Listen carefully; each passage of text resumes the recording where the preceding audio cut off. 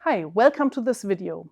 In this video, I'm going to show you which fraction of photons of the sunlight is actually absorbed in a solar cell to a first approximation. So which fraction can be used for generating electricity. So here again, I'm showing the solar spectrum for the extraterrestrials, so out of space, AM0, and the air mass 1.5 as it is typical at locations such as Kiel in Europe, for example. So we have these spectra here, and now of course in a solar cell we want to use as much of the spectrum and the energy that we receive on Earth as possible. In order to see now how energy is absorbed and is used, let's look at a first simple basic semiconductor band model.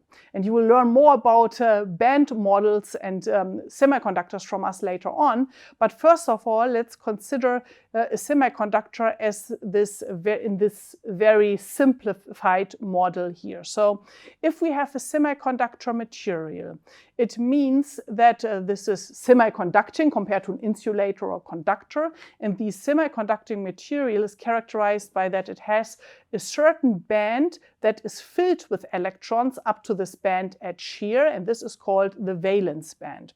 Then we have a band gap that has a band gap energy of Eg here, and then at higher energy, so the y-axis is the energy E-axis here.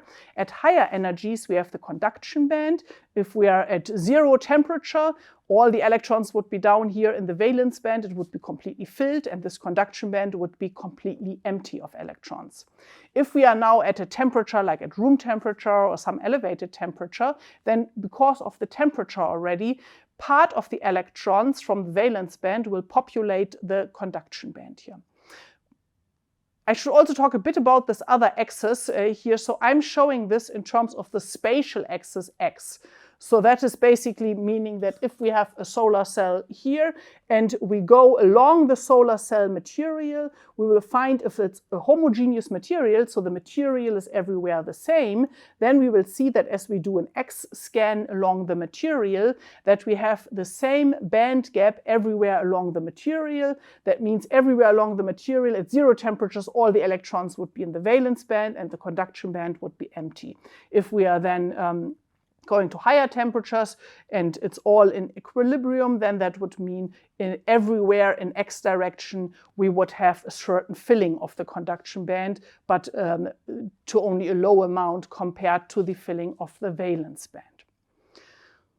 Okay, so now that we have these available states, what is actually the important point of why I introduced this diagram is that there are no states in the middle here. So this band gap here refers to no available state, so you will not find any electrons in this middle location here.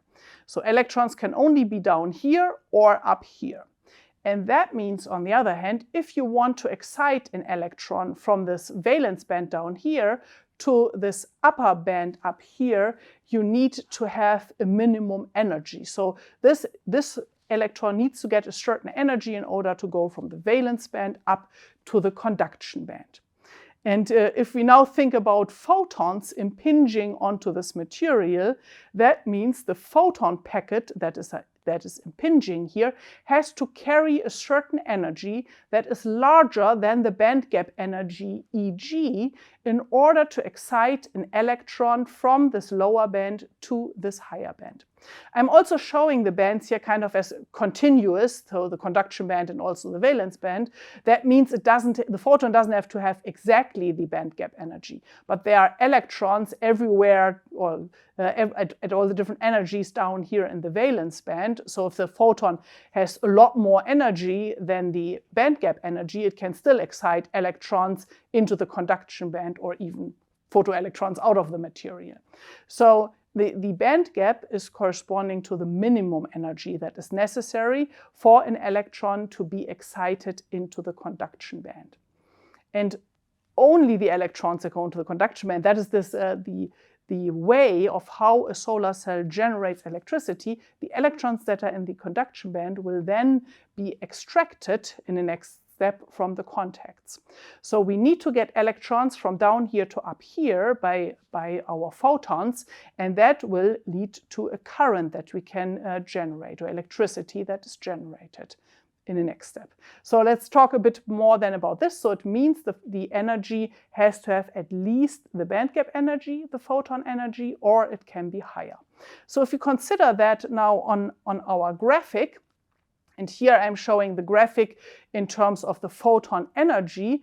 We see here again the irradiance on the y-axis, and we see the photon energy here on the x-axis. And what I've done now is I've put in the assumption that our band gap has an energy of 1 electron volt. And that means that all photons here with energies larger than the 1 electron volt can be absorbed by the semiconductor material. While the photons that have a lower energy down here, so photons that have only 0.5 electron volt energy, they cannot move any electrons up to the conduction band. So they won't have any effect on the semiconductor, and they will just be transmitted through the semiconductor, so they are not absorbed. Only photons with an energy of larger than 1 electron volt will be absorbed by a semiconductor material that has a band gap of 1 electron volt. And now, of course, it depends on the material. So let's consider we have a material with 2 electron volts. And if you have a material with 2 electron volts, then that means only photons above an energy of 2 electron volts are absorbed. So now all of these photons shown up here in blue will be absorbed, while all the photons down here that have an energy lower than the 2 electron volts will not be absorbed. So we can only use this fraction of photons in our solar cell with a band gap energy of 2 electron volts, while all of these other photons here will pass through the material. So from this you can already see that it strongly depends on the material which fraction of photons is absorbed. Often you don't see the spectrum like this plotted over energy, but as I was showing at the beginning, plotted over wavelength of light. So let's go back to that and plot the same thing in wavelength of light. So now I'm going back to 1 electron volt energy of the band gap. And then if we have the wavelength here, this means we have to calculate what wavelength 1 electron volt corresponds to, and you can see the wavelength down here. So this is the cutoff wavelength. So all photons with larger wavelength will not be absorbed, because the wavelength of the photon is larger, the energy is smaller. And on the other hand, all the photons here with smaller wavelengths, they will be absorbed.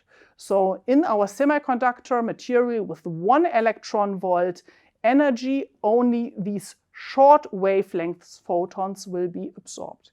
And if we go to the case of 2 electron volts, this is plotted in this graph here, then of course a smaller fraction even will be absorbed, because here now we have already the cutoff. The 2 electron volt band gaps corresponds to a cutoff wavelength that is now shorter, of course, and therefore only these photons with even shorter wavelength than the cutoff wavelength can be absorbed by the semiconductor. All the other photons will be transmitted through the semiconductor and cannot be used for generating electricity. And because of this, it's really important to choose the band gap correspondingly.